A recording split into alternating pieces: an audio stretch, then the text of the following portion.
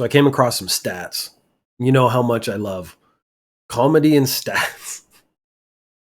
I was thinking I have all these great ideas for projects, but I don't have the time to do the research to make the project successful. Do a comedy show based almost exclusively on statistics. So you take statistics and then you make jokes about statistics and use statistics jokes to make more comedy. Statistically, that would be humorous. I don't know. I don't. Again, I will see.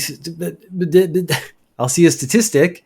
I'll think of some funny things, and then I'm like, oh, you could extrapolate that into an entire show. You could if you had a research team. I've had lots of ideas like that where the success would have relied on having a team in place that could actually do the thing. That's not what we're talking about today. Well, we are talking about some statistics, and it comes down to red versus blue in America, which is dominant in the news because it is fascinating how they will sacrifice their own self-interests, hurting themselves to prove a political point. And I think that it's more true on the red side than the blue side. I, of course, have a significant bias. I'm not going to pretend I don't. I am a very liberal person from a very liberal country living in another very socialist-oriented country. So I'm Canadian. I'm a liberal Canadian, which is essentially a communist, socialist bastard. I live in Japan, which is a very socially oriented country. A lot of the programs, you pay high taxes, all that other stuff. And I've reaped the benefits. That's probably what has kept me a social Sam. Also, I'm relatively poor. I mean, I don't know, what am I? I'm not poor. I don't even think I'm middle class. I'm maybe lower middle class. Anyways, I am a target voting demographic in most countries, except Japan, which doesn't want foreigners to vote. If you watched Ninja News Japan the other day, I was actually talking about how there was a town, and they said, we're not going to give foreign residents voting rights, but we're going to call them citizens. 96% of the people in the town were like, fuck that. We don't want to call people who aren't Japanese citizens. That's just ridiculous. So, I mean, there's a lot of things that need to be improved in all countries. I don't want to even claim the things that I believe or the places I like are perfect, but we are talking about America, which is deeply, deeply flawed. And the politics is making it worse. Because the politics have now become message is more important than the reality of people's lives. And what am I talking about? It has a lot to do with being anti-vax. And anti-vaccination, I don't believe you should be forced to take a vaccine. I don't think you should be forced to take anything that you don't agree with. But, and there's always going to be a but, if you refuse to take the vaccine for anything and you catch that thing, the state should not then be burdened by your illness, which is where the problems arise. So vaccines, inoculations, all these things, they are done for the greater good. And that seems to be, again, the individualistic nature of politics in America. I think I've talked about this before, but you have the theory in America is individual rights. The problem with individual rights is they cannot exist in a world with more than one person. So if I have my individual rights are the most important thing, and then you've been taught that your individual rights are the most important thing, if we fall into the same realm of existence, we cannot agree. Because how can my rights be the most important thing and your rights be the most important thing? Therefore, one of us must be wrong if we disagree. There can't be any middle ground and there can't be any compromise. I think this might be the major flaw in American politics in modern times. That said, should you be forced to take a medicine that you don't agree with? No. But then I don't think you should receive help if you get sick. This is something, I think it was Sweden tried to do this during the pandemic. They were like, you don't have to get the vaccine, but if you don't get the vaccine and you catch COVID, you don't get to go to a hospital. So essentially you die. And I was like, I kind of agree with that philosophically, but the reality of letting people die, I don't think I agree with that. So this is the problem. This is what I'm saying. There's a philosophical level you think on, and then there's the reality of humans suffering in front of you. So where do you draw the line? Philosophically, I think if you don't take the vaccine and you catch the disease, you should just suffer. Honestly, I believe that philosophically. If you said this person who did not take the vaccine is sick, should we give them medicine? My inherent instinct would be, yes, let's give them medicine. Let's give them all the medical care we can and try to save their life. So that's sort of the first set of issues I run into, that there's a philosophical realm that I believe in, but then there's also reality, which requires me to care for other people. So that's when you get into, well, since we're going to have to take care of them medically in real life, we should force them to take the vaccine. And you can see that to me is where the divide becomes difficult. The anti-vax movement has been going on in America for quite a while now. And I think, to me, this is one of those forms of rebellion where, like, again, Americans seem to want to be rebellious, but that rebellion, the foundation of that rebellion, I think inherently means you have to do something. And so, like, something like anti-vax, what you're actually doing is nothing, and then saying that me doing this nothing is a no.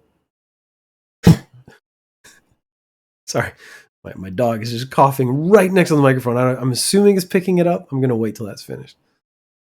Okay, he's laid down again. That threw me off. So the anti-vax movement is a group of individuals who want to be rebellious. They want to be noble. They want to have a cause, but they don't want to actually do anything.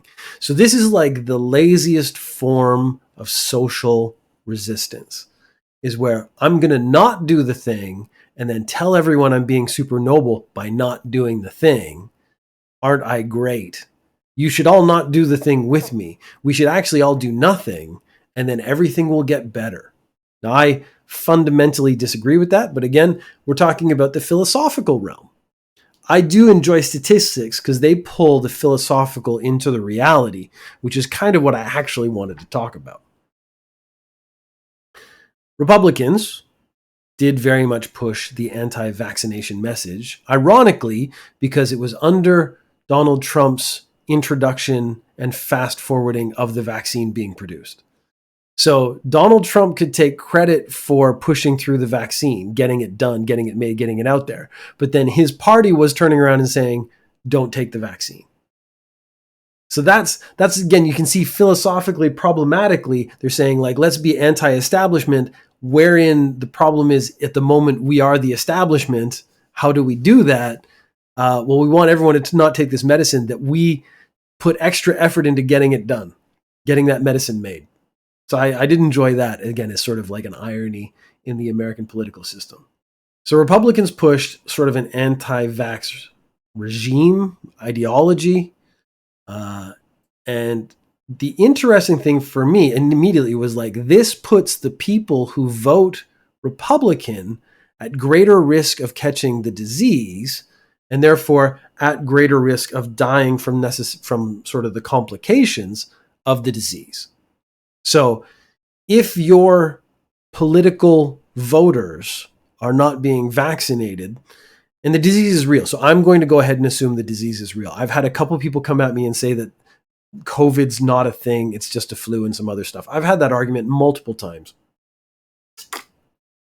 Sorry, I can't deal with both of those at the same time. If COVID is just the flu, and it's a more communicable flu that it kills you, the fact that it's not called the flu and is called COVID does not matter. I mean, nomenclature in this case is not the important issue we should be looking at. It's whether or not it's killing people And it was killing people. The number of people at risk increased if you were politically Republican leaning, because you're more likely to not get the vaccine. That, I think, is a statement if COVID is real.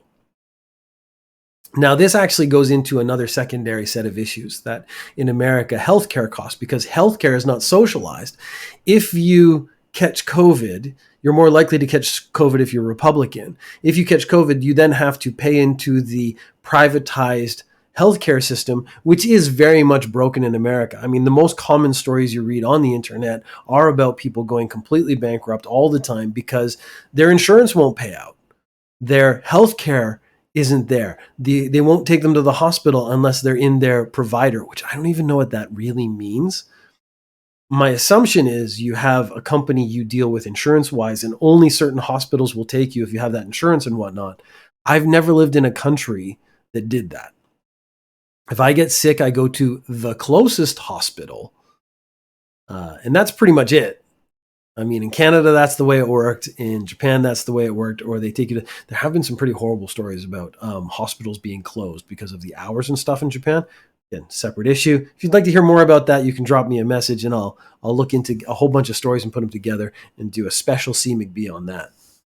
But Yale, which is a university in America, did a study, and it was focused primarily on Ohio and Florida, and they were focusing primarily on counties with lower vaccination rates. And these counties were primarily Republican. So Ohio and Florida, Republican states. And they were saying, let's find the Republican counties within those states, and we'll study vaccination, COVID transmission, and deaths. So they ended up with 538,159 people they were kind of studying. In the first year of the pandemic, if you were Republican or Democrat, you had a similar death rate. So in the first year of the pandemic, we did not have a vaccine. Everyone was in sort of the same risk category. They were saying, wear masks, don't wear masks.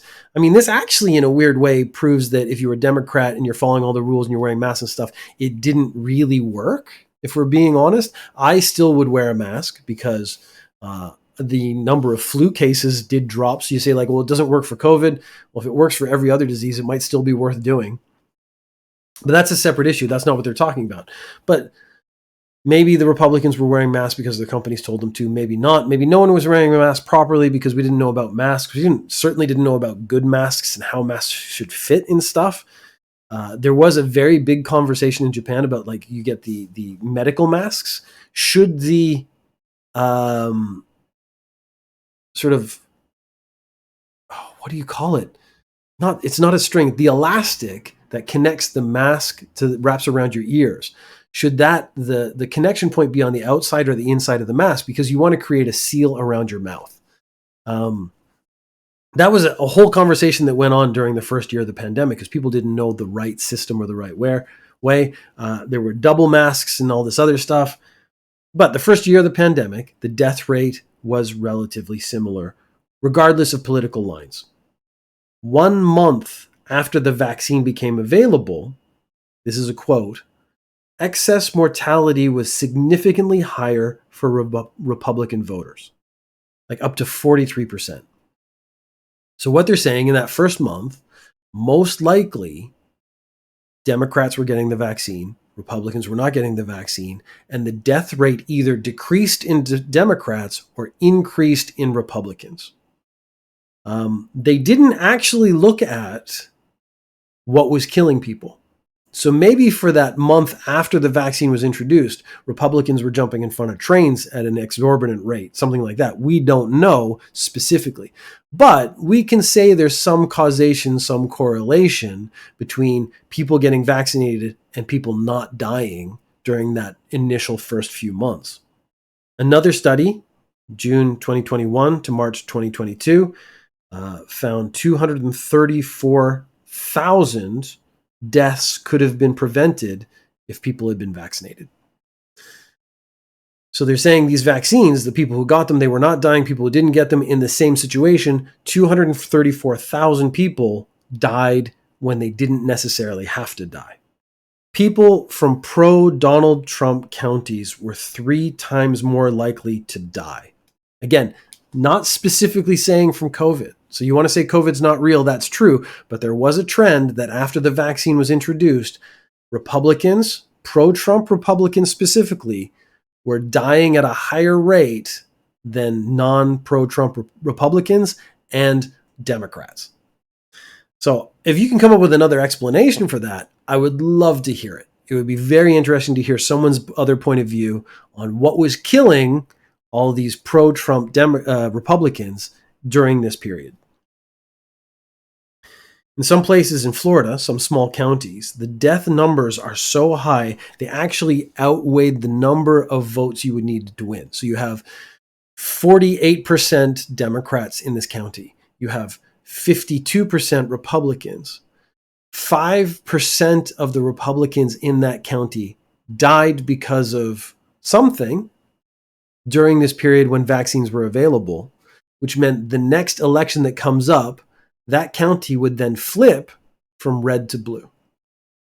And that to me is the core issue. And it's not even a core issue of, again, the philosophical realm of should we morally make people do things they don't agree with and things like that.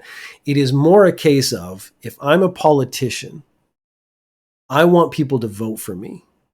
And if I want people to vote for me, those people have to stay alive. So it's actually in my best interest as a politician to provide my voters, let's say we're going to be really awful about it and only do this for my voters. If you vote for me, you get better healthcare. If you vote for me, you get the vaccine. If you vote for me, you get all these things that will keep you alive so that you can keep voting for me in the future. That, to me, is the philosophical divide between the reality of what is happening with the way this group is thinking and the reality of how it's going to play out. If you're thinking, do never get a vaccine, never do these things to take care of yourself, never increase the quality of healthcare, because Trump's, one of his first platforms was going to come out with a new healthcare system that was going to replace Obamacare and it was going to be better. And that never manifested. That never happened. You said you're going to be able to choose your doctor. There's going to be a better deals. Again, there were no specifics. Technically speaking, he says he has that plan in place. He says that plan is possible. So if that is the truth, Donald Trump could still, in this moment, reveal that plan to everyone else and they could vote it in. He could say, here's my plan. It's the greatest plan that was ever made. Let's put it out there in the public. He'll still get credit for it. Maybe he's Biden's president, and then it will actually make Biden look really stupid. Why didn't you come up with this brilliant plan? He's working on his platform for the next election. Here's the healthcare plan. I'm going to put it into place, but let me give you all the plan. The biggest problem with him is he never gave any details of any plan he ever came up with. So it always came down to this dude is just making shit up. Man, yeah. I want to conclude in a not wholly negative way, but the whole anti-vax movement in this case, man, these numbers don't lie. It has nothing to do, again, with the philosophical differences. Like, I actually believe if you don't want to get the vaccine, you shouldn't have to get the vaccine. But let's make real clear. The vaccine came out and people just who took it, they were dying less than the people who weren't. And the anti-vax stance of the rebellious nature of I just want to be counterculture, enough of those people were dying that philosophy was proving itself to be faulty from the beginning. This is a huge downer to end on. What a shitty story. I was interested in the numbers. I've said this many, many times. I got to work on my conclusions before I start. Because I don't script. I write notes so that I get my facts right. I don't script. I think I got to start scripting an ending, or at least have an ending point. Jesus Christ, what a downer. I don't know how to end. How do I end? This is it. I talk about stats and people dying. This is the problem. So in Ninja News Japan, I have adopted a philosophy of I don't talk about people dying. Now, I get pretty gross stories in there. I actually do that less than I used to. But because you can't end in any sort of positive way, and I don't want the endings of, this is like an album. You make an album. You don't want the last song to be a downer. You want the last song to be a great up note so that you are willing to play the album again. So you put all your sad songs in the middle. I don't know if that actually happens, but it was a philosophy I'd heard about. I need to adopt something similar for the podcast. I don't want to end on a downer. I don't want people to walk away going, man, I listened to CMcB this morning and God damn, do I feel bad for the rest of the day? I guess this whole story was about, oops, all downers all the way down. That's the problem. But I do talk about just shit all the time. Like I can just ramble like I am right now. All I need to do is have Dave in my lap, scratch his dumb face, and just keep talking. And there's the positive note. Regardless of your political leanings, you can get a stupid little poodle, stick him in your lap, and scratch his dumb face.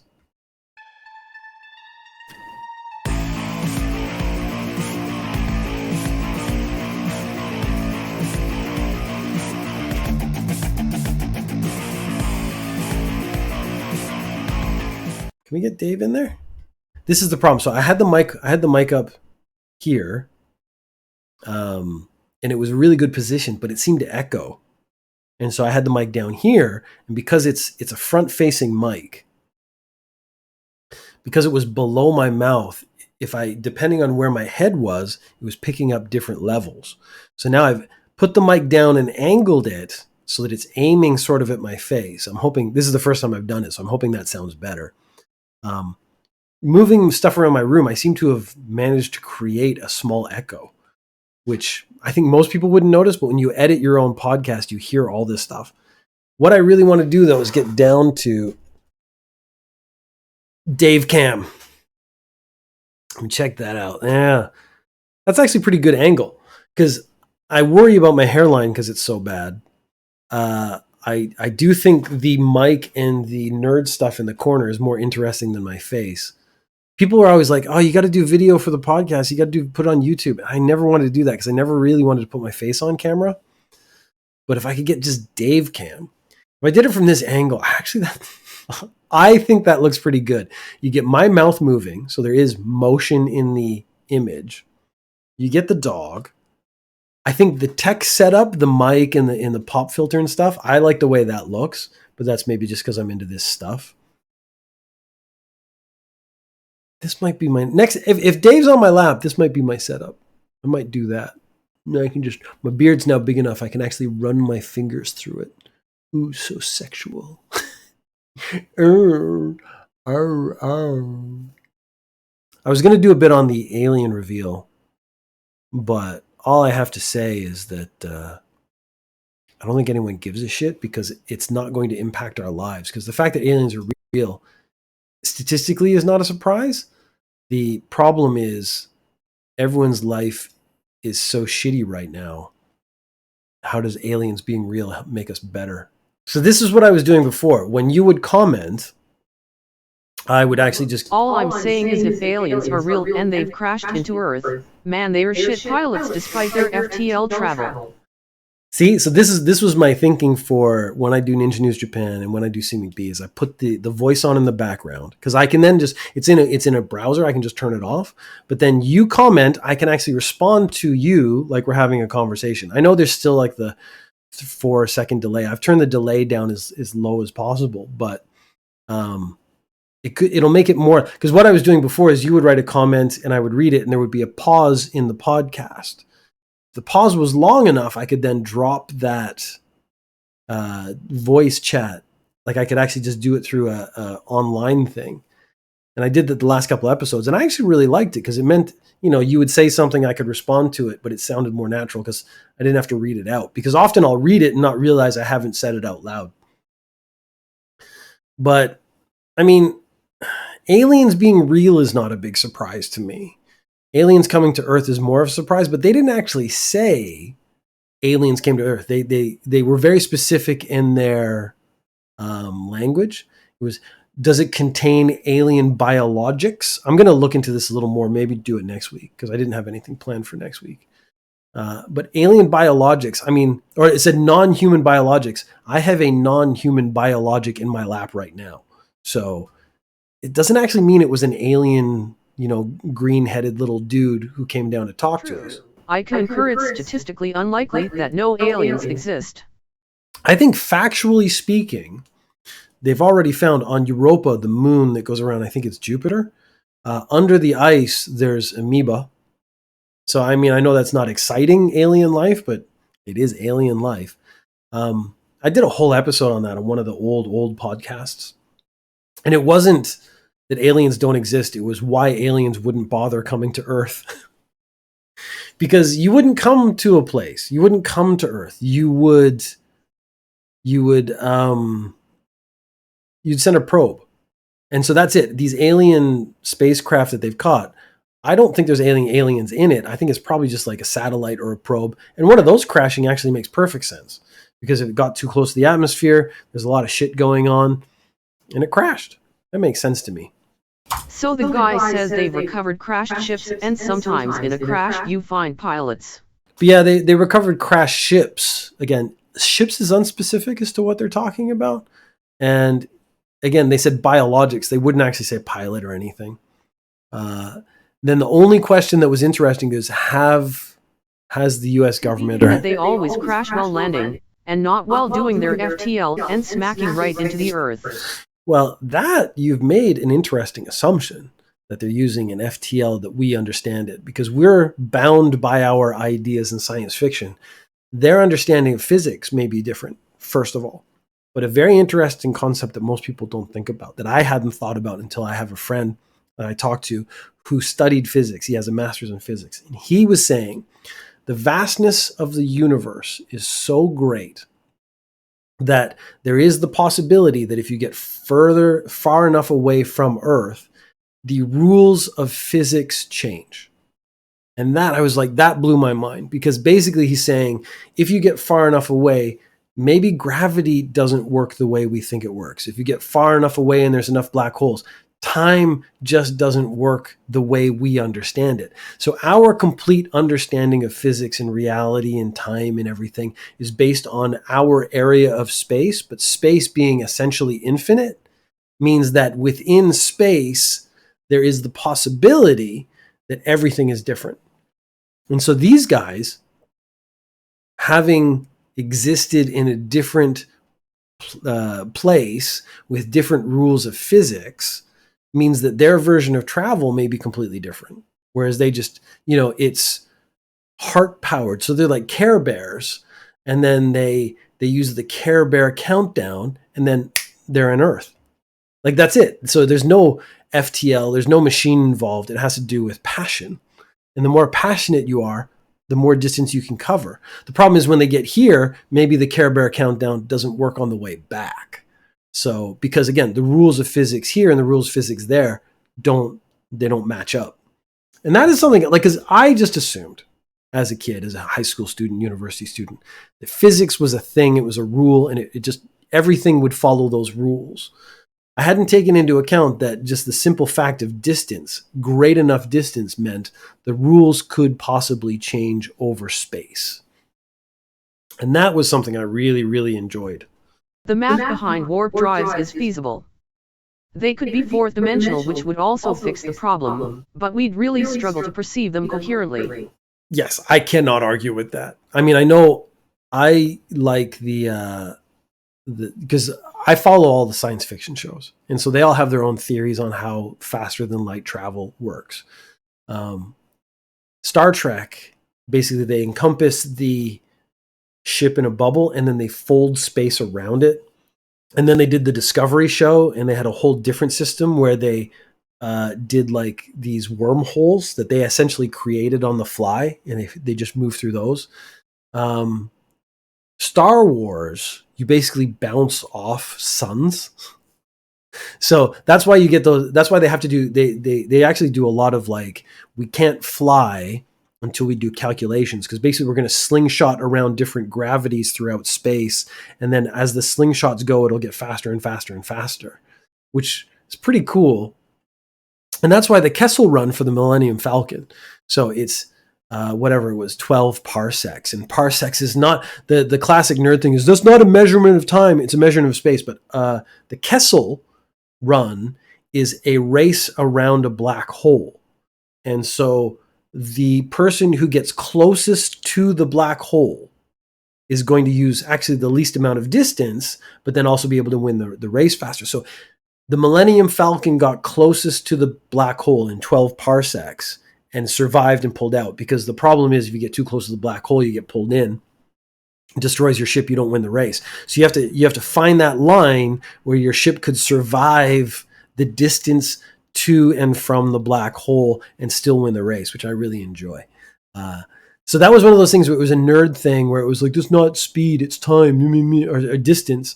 And then I was like, yeah, but why is it distance? And it turns out because it's a race around a black hole. So the closer you get, the less you have to, distance you have to travel, but also the riskier it becomes. And Han Solo being Han Solo in the Millennium Falcon, dude's taking some bitch ass risks.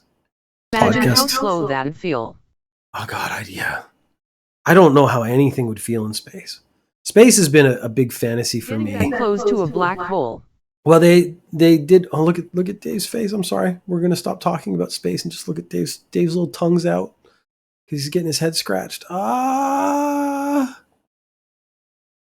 This is the best thing in the world. Fuck aliens and space and Republicans and Democrats. It's all just Dave with his tongue out getting his head scratched. I do this shit and I'm like, I can't put this into the audio podcast because for me, podcasting is still an audio format, not a video format. So this goes into the YouTube video. It doesn't go into the podcast, which is too bad because all those people miss out. And my audience is still primarily audio podcast, not video. I think I get like maybe 20 views is a good video on YouTube for me, which is almost feels pointless. But then I had the triple R video. It had 15,000. So that was like, for the scope of what I do, that's like a huge blow up, which is really cool. Oh, Dave, how is it that you do nothing? They're missing out on the live recording. I think a lot of people are. I need to, if I really want to do that, I would love to set up a better schedule. But because I have so much shit to do, it's very hard. It's nice during the holidays because I can now just sit here and hang out. But then my kids are at home, so I do have to take care of my kids. But taking care of my kids because they're older now literally just means making sure they get food. And I like making them good food. Oh, just get that all, the nose massage. Oh, this is like asthma if I would shut up. Get the microphone down into Dave's face and just listen to the scratches.